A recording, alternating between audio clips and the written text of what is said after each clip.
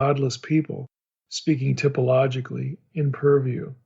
It's the end of Herb's quote. So the point here is that it's clear Jude references specific texts and that he references Old Testament typological groups or individuals elsewhere in his epistle. I mean, Herb just gave us the verse numbers: Jude 5 through 7, Jude 11 through 13, Jude 14 and 15. So that helps inform us here in verse 4 about how to read what he says. Jude is looking at some texts, either in the Old Testament or the pseudepigrapha, probably both, that predict the downfall of such people and uses Old Testament analogies or types to make that point. Again, for those for who typology might be not a working part of their vocabulary or their biblical knowledge, a type is like a predictive thing that it's not verbal prophecy, it's nonverbal prophecy. It's a particular person or institution or event that foreshadows something yet to come. And in this case, Jude is picking on some specific characters in the Old Testament, Cain and Balaam, for instance, and Korah. And he's also referencing, verses about what happens, with this kind of, wanton self-destructive behavior. That's the end to which it's going to lead. So this is what Jude's doing. He's not saying that all of this was predetermined or preordained, but he's using, again, Old Testament passages and maybe, a pseudepigrapha passage and certainly Old Testament types to, again, foreshadow that, hey, you all should know that false teachers like this, you should already know what their destiny is, again, because of this material. So let's move to Jude 5. And Jude 5 says this: "Now I want to remind you, although you once fully knew it, that Jesus, who saved a people out of the land of Egypt, afterward destroyed those who did not believe." Now, if you think about that, that's a shocking statement because it puts Jesus in the Old Testament. Jesus is the one who gets credit here in Jude 5 for saving the people, saving the Old Testament. Some texts will say it's Yahweh, some texts will say it's Elohim, some texts will say it's Hapanim, the presence. Other texts will say it's Hamalach, the angel, the angel of the Lord. And so I would often ask, well, which one is correct? And the answer is all of them. But Jude here is saying that Jesus is in that mix. And now we could say that the angel of the Lord, and again, if you've read Unseen Realm, this is where I'm at for good reason, that the angel of the Lord was the pre-incarnate appearance of one of the persons of the Godhead, specifically the second person of the Godhead, before we had the incarnation, before we had Jesus of Nazareth. So there's an immediate connection right there, but the connection is explicit here in Jude 5. I want to remind you, although you once fully knew it, that Jesus, who saved a people out of the land of Egypt, afterward destroyed those who did not believe. Now, the issue here, again, other than just the impact of the statement, because it would be a strong statement of the pre-existence of Christ, is that there's a text critical issue here. Not all manuscripts say Jesus. Some say Lord. Some have something else, but a number of them do have Jesus here. So there's a text critical issue that if you look this up, some of these resources will be familiar. And if you don't know Greek, then the go-to source for this kind of thing is the Net Bible Notes. The Net Bible goes with Jesus. That's the reading it adopts, and there's a note here I'm going to read in a moment that'll explain why. The SBL GNT, the SBL Greek New Testament, reads Jesus, again, for those who can read Greek and use that material. Interestingly enough, Jesus is not in the Nestle Aleph 27. That's another version of the Greek New Testament that is often used in seminaries and schools. However, the following edition, Nestle Aleph 28, adopts it. It says Jesus. And the same thing happened with the United Bible Society Greek New Testament, again, that's used a lot in schools. The fourth edition did not have Jesus. It had Kurios. It had Lord, like the old NA 27. But both the NA 28 and the United Bible Society fifth version have Jesus, Jesus. So this has strong textual support. And again, it has I would say strong contextual support if you're aware of the two powers stuff, the two Yahwehs idea from the Old Testament. Again, if you've not read Unseen Realm, you need to. I can't rehearse all this data in a podcast episode, but it would be chapters 16 through 18 in Unseen Realm. The Net Bible quotation, let's read that. Here's what they say about it. They say the reading Jesus, is deemed too hard by several scholars, since it involves the notion of Jesus acting in the early history of the nation Israel. However, not only does this reading enjoy the strongest support from a variety of early textual witnesses, they give a few examples, it's the manuscript numbers and so on and so forth, but two of the main ones that we've referenced before in incidences like this are the text known as Alexandrinus and another one known as Vaticanus. These are two very old codexes of the Greek New Testament. So Jesus is in both of those. But the Net Bible goes on to say it's not only in a variety of early textual witnesses, but the plethora of variants, the plethora of alternate readings demonstrate that scribes were uncomfortable with it. That's an indication to textual critics that scribes would run into this and not know what to do with it because it was so shocking. So that argues for its originality. And the Net Bible says the scribes were uncomfortable with it because they seem to exchange kurios, Lord, or theos, God, for Jesus in other manuscripts. And it notes that the early papyrus, P72, has the intriguing reading theos Christos, God Christ, for Jesus.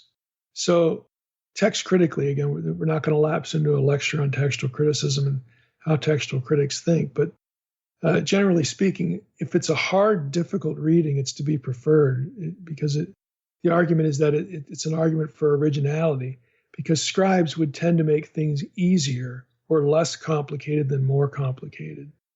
You know, a scribe wouldn't deliberately complicate his text. He would add something to smooth something out or to explain something. Since you see a lot of that here in Jude 5, it's a good argument for Jesus being original. So this is a very strong argument for Christ's pre-existence here in Jude 5. So for those of you who are, having conversations with people or maybe doing a little bit of apologetics, don't be deterred by the fact that some manuscripts don't have kurios. A couple of very old ones and very good ones do. And again, text critically, all your major editions of the Greek New Testament that are available today adopt Jesus as the original reading here. If you're really into this kind of subject, you can handle some Greek and you have access to maybe some scholarly material like the journals. There was a fairly recent article, it's 2008, by Philip Bartolome, and I'm not sure I'm pronouncing the last name correctly. It's Bartholoma with an umlaut over it. So my apologies to Philip if I get his last name wrong, but Philip Bartolome. And the article is entitled, Did Jesus Save the People Out of Egypt? And the subtitle is A Re-Examination of a Textual Problem in Jude 5. It's from the scholarly journal Novum Testamentum, Volume 50, and that's 2008, pages 143 to 158. And his conclusion is that, this is original. This is the best reading. And he marshals lots of data and lots of, again, reasoning behind it in this recent article. But again, all of your major Greek New Testament editions, NA 28, the most recent, UBS 5, SBL GNT, they all read Jesus. They all read Jesus here.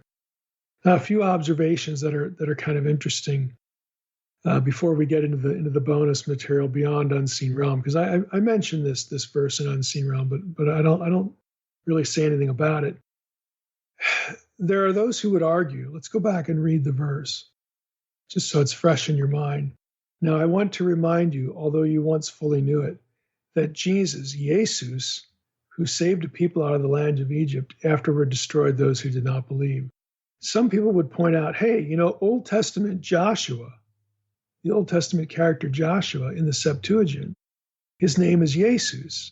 So maybe this is referring to just Joshua, just plain old Joshua.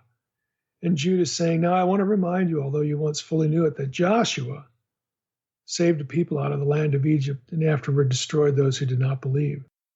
But the question is obvious. Did Joshua do that? What does it mean he destroyed a people who afterward did not believe? But more importantly, more importantly, think about the verse. He says here that Jesus, who saved a people out of the land of Egypt, afterward destroyed those who did not believe. If you keep reading, in verse 6, you read this.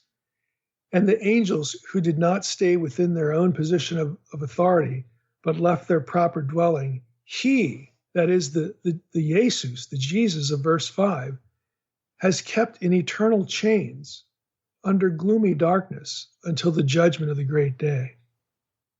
Again, I've got news for you. Joshua didn't do that. Joshua did not ensure that the angels who sinned, back in Genesis 6, were kept in chains of gloomy darkness. Jesus did. I take this comment in verse 6, that he kept the angels in prison, and referring back grammatically to Jesus in verse 5. I take this as another indication, another reference to the 1 Peter 3 scenario. And again, I didn't say that in Unseen Realm. I did deal with 1 Peter 3 a lot. If you remember, this is 1 Peter 3, 14 through 22. And I'm just going to read little sections of it because, again, we don't have time to repeat all the content in Unseen Realm and so on and so forth in previous episodes. But this is the passage where in verse 18, we read this: Christ also suffered once for sins, the righteous for the unrighteous, that he might bring us to God, being put to death in the flesh, but made alive in the spirit, in which he went and proclaimed to the spirits in prison, because they formerly did not obey, when God's patience waited in the days of Noah, while the ark was being prepared, in which a few, that is 8 persons, were brought safely through water. Okay, I think Jude 6 is actually referring to this same scenario, that Christ, when he suffers and dies, he goes into the underworld. And this is where all of the traditions, all the New Testament passages like 2 Peter 2 and here in Jude 6, they have the angels that sinned back in Genesis 6 imprisoned.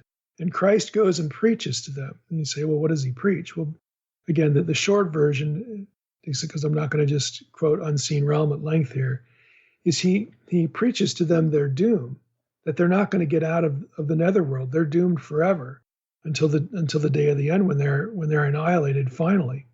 If you recall 1 Peter 3, a lot of people, this was the passage where I actually visited a church where the pastor stood up right in the middle of a series in 1 Peter and said, this is what we're supposed to be preaching today, 1 Peter 3, 14 through 22, and it's so weird, I'm just going to skip it.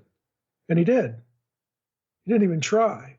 And what unlocks this passage is to realize that 1 Peter 3 uses Enoch, the person of Enoch, as a type, as typology, again, a foreshadowing of things to come about Jesus, in the same way that Paul uses Adam as a type in Romans 5, becomes a prefiguring figure. And that's really important because you have to know the story of Genesis 6 and the sins of the sons of God, called the Watchers in Genesis 6. Called the Watchers in the book of Enoch, but they're the sons of God of Genesis 6.